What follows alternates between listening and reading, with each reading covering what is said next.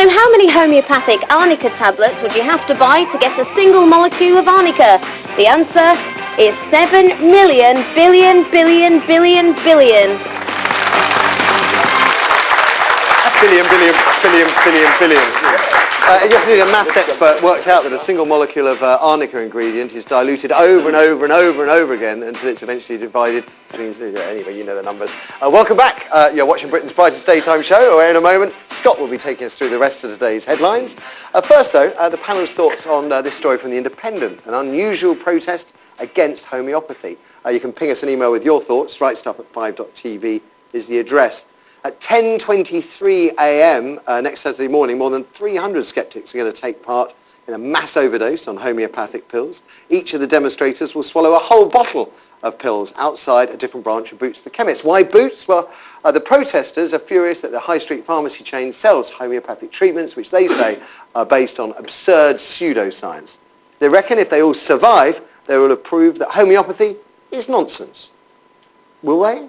I mean, homeopathy isn't about using one antibody to kill another or soaking cells in toxic soup. It's about using tiny doses of substances that stimulate the body's own defences to sort itself out, just as vaccines do, and we know they work.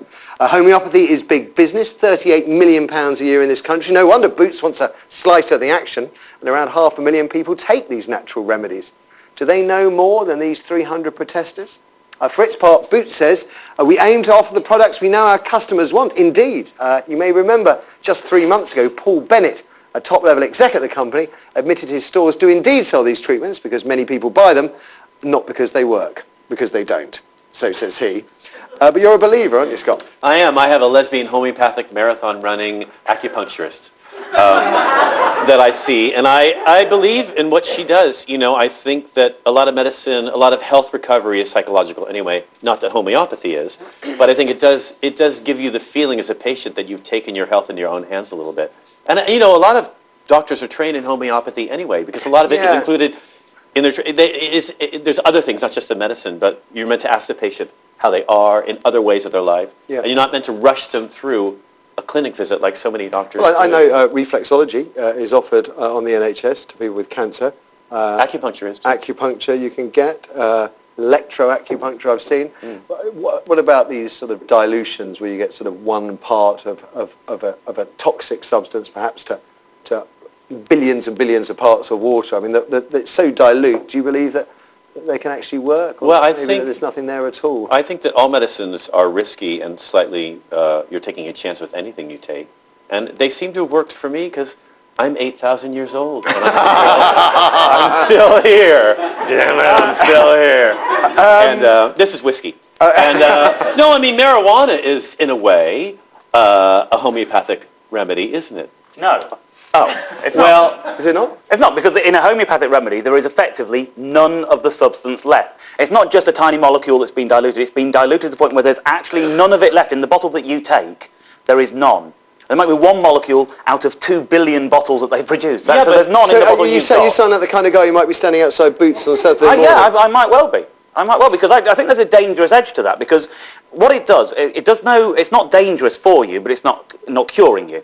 So if it makes some middle-class people spend a bit of money and make them feel like they're taking their health into their own hands, that's fine. And if it makes them, and they feel good? No, and that's absolutely fine. But at one level, if it starts to lead people to believe that this is a genuine medicine, they also sell homeopathic anti-malarial treatments. And some people who take anti-malarial treatments which don't cure them get malaria. Who works and that means that some people die.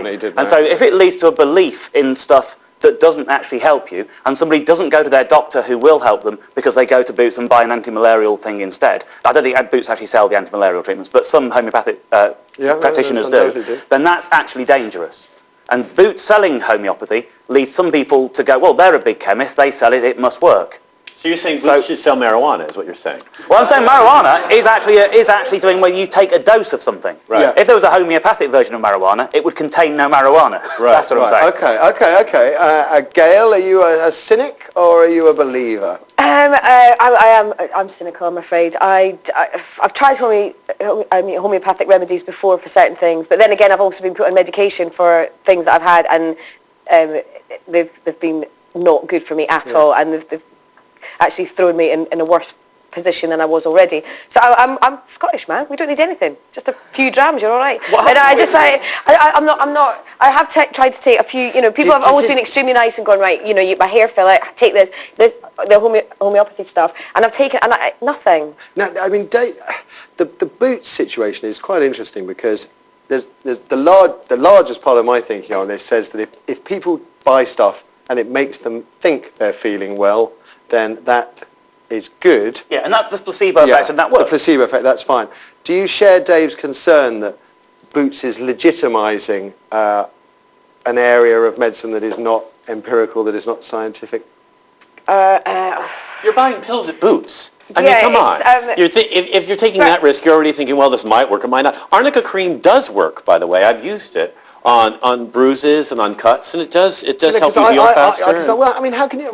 I mean, do you have a control? Because I find bruises just go anyway of their own volition. So yeah, exactly. They're all shouting in my ear, Arnica's good, Arnica's good. The bark of a willow tree turns out to be a really good pain reliever. Yeah. But what happens is that becomes aspirin. If alternative medicine works and gets tested, it becomes medicine. Right. That's what happens. And you test it, and you feel that the public should be given medicines that have been tested, that sort of empirical proven. It's up to the individual. If they want to do it, if Boots want to sell it and people want to buy it and they believe in it, I do think a lot of it's psychological. Okay. Yeah. Don't forget, you can email your thoughts on this. It's always a contentious issue. WrightStuff@5.tv is the address. After the ads, though, it's Scott with the rest of today's headlines, including a desperate plea by the British couple being held by Somali pirates, and we're going to show you the filthy nude picture deemed too rude for the BBC. Get ready to be shocked. We're back in 3.